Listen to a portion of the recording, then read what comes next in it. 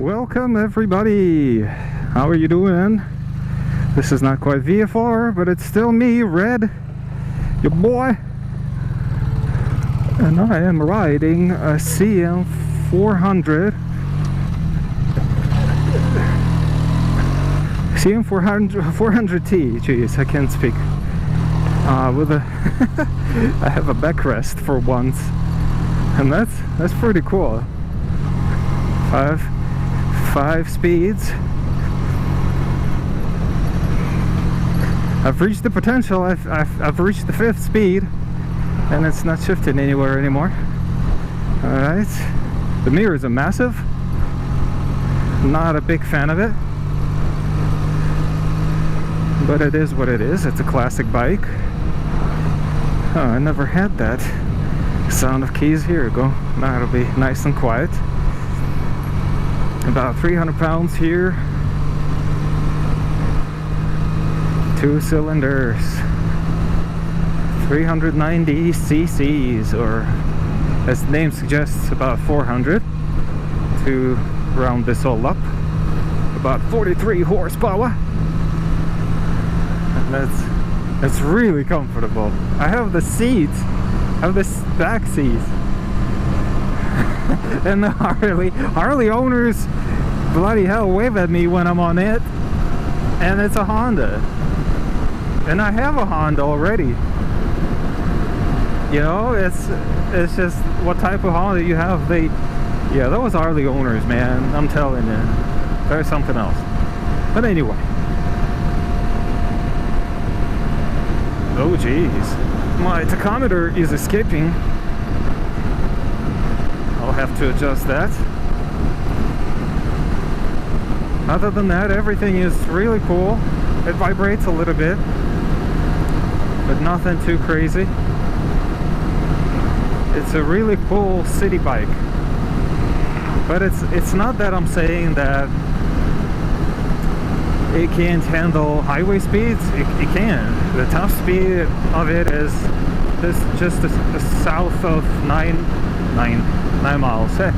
Just south of 90 miles an hour.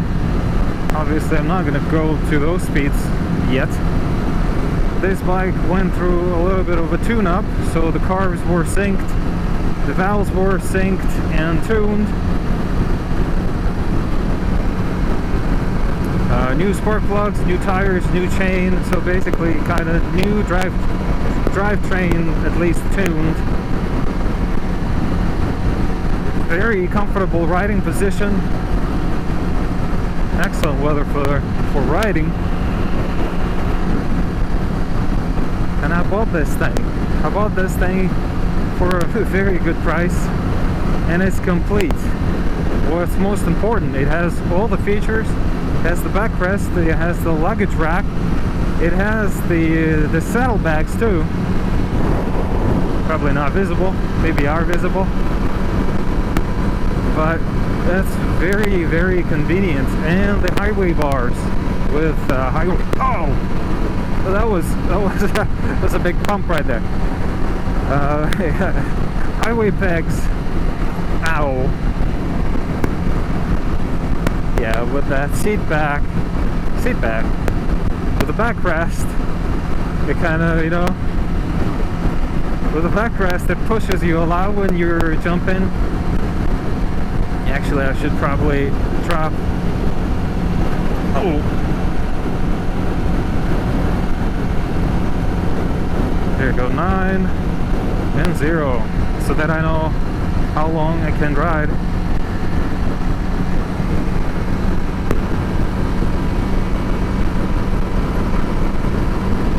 So this bike doesn't have the fuel gauge.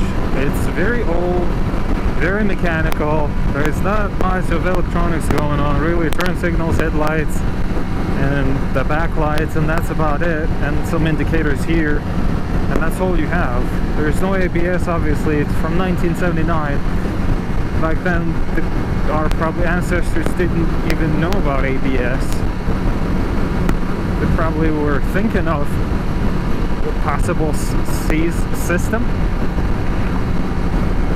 but well, Apparently it was not invented back then, on motorcycles at least.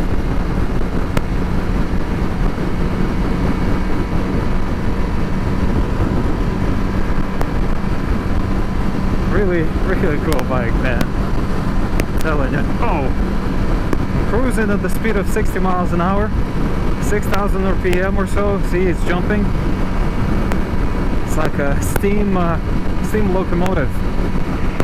Like jumping gauges. As if that bike was powered by steam, but it's obviously not. I put the 87 octane in it.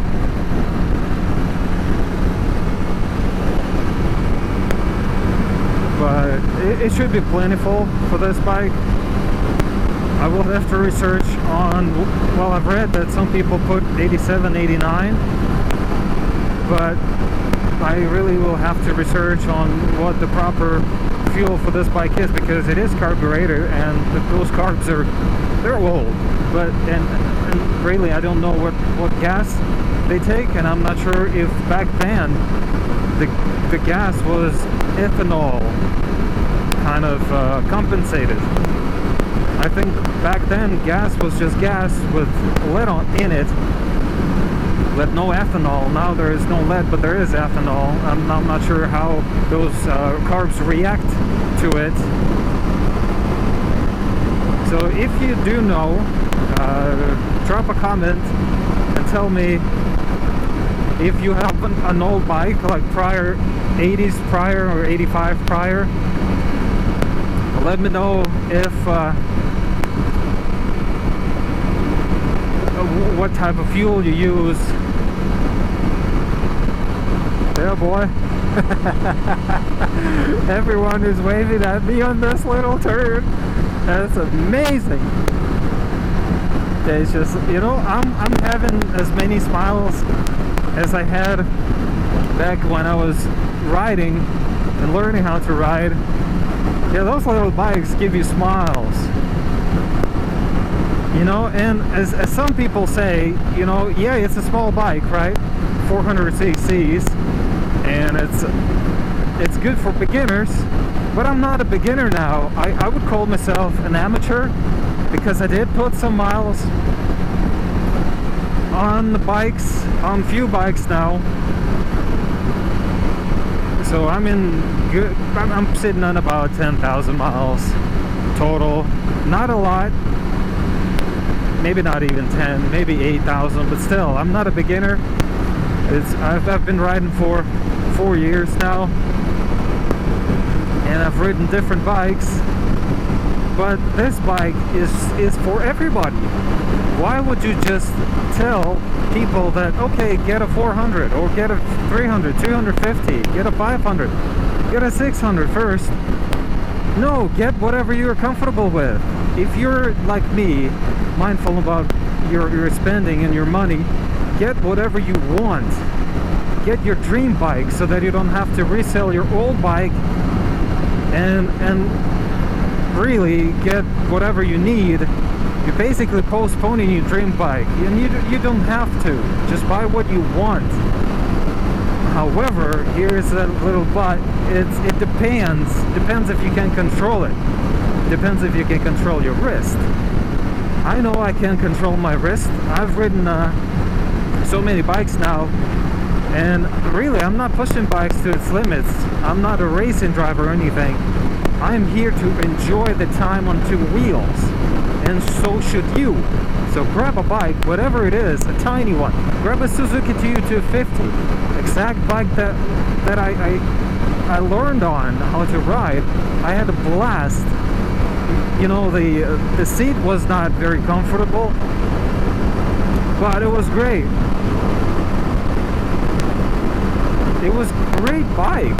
A single cylinder, 14 horsepower. This one has 40, 43 even, I think, 42, 43. But it's amazing. It's amazing how much fun you can have. It's amazing how much fun you can have with this little bike. And little doesn't mean that you're not getting something.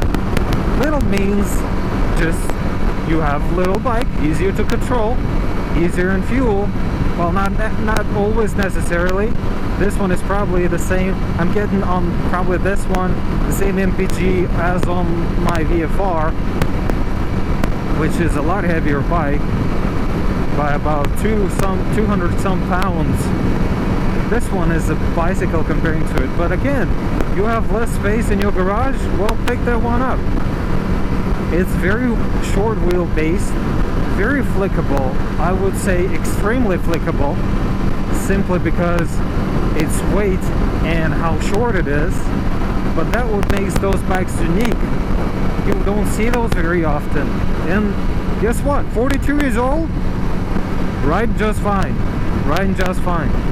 Just got a tune-up, new chain, new sparks actually, and the seals, and it's fine.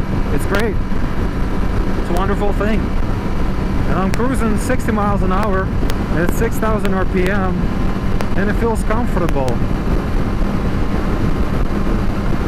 Some bikes have the single exhaust with 2 cylinders. This one has 1 exhaust per cylinder, and they actually come out on different sides. Can't speak today apparently, or I speak too much. So both come out on different sides, so the outlet for your exhaust are simplified, so the cylinder is breathing easier. It's amazing. I'm obviously blown away. This bike has only 9,000 miles. Everything is on it is original, apart from one of the seat, well, the covers under the seat. But I do have the original. I just have to fix it. But it's amazing. I wonder. So pretty soon I'll go on a highway where the speed limit is 70. I'm sure I can go up to 70, but if I'm not mistaken, I've read this bike can go up to 93 miles an hour. I'm not going to take that too high, at least today, because I have to take it home first. Oh, it smells like poop right now. Manure, man. I smell manure. We're in the middle of nowhere right now. Southern Minnesota. This is where I purchased this bike. With all the possible options for this motorcycle. Well, apart from the windshield. I actually wouldn't mind a windshield. That would be like a complete cool looking bike. But I won't be getting on the highway where the speed limit is 70. And I'm curious how this bike handles at 70. It should be fine because it went through the dealer's inspection, a proper Honda authorized dealer, in April 2021. So, but really, this bike is fun. It feels, I did ride the scooter, which was electric, by the company Revel, I think they're called, Revel. They're basically like a hop on, drop off type of thing. Like you can drop it off anywhere you want. We did it with my girlfriend back then in Miami, but it was fine. It was a bit, you know, since it was so short based, when I was braking, the bike was, well, the scooter, I keep forgetting the name. The scooter, Revel scooters were kind of tipping over and doing kind of stoppy. But this bike is not doing a stoppy, but it feels like it's right in that territory that it's very short based. It's not that it's bad, it's very maneuverable, especially at speeds. Obviously everything has got a maneuverable at speeds. Even that Indian Springfield that I rode in my previous episode, well, you can obviously check it out. It was a lot of fun, a lot of weight in that bike. So that bike, that Indian Springfield, that's more than 2.5, well, about 2.5 times heavier than this one. But obviously you have a lot bigger displacement, 1800. This one is only 400. So a very tiny bike. But a lot of fun bike, a lot of fun. very comfortable seats. It's just my pants are not very comfortable. They're not suitable for riding for too long. But it's alright, I can always change my riding position. I'm just enjoying the damn country. That's what I wanted to do for so long on the V4, but I'm doing it on something else. On something that is as suitable as the V4 itself.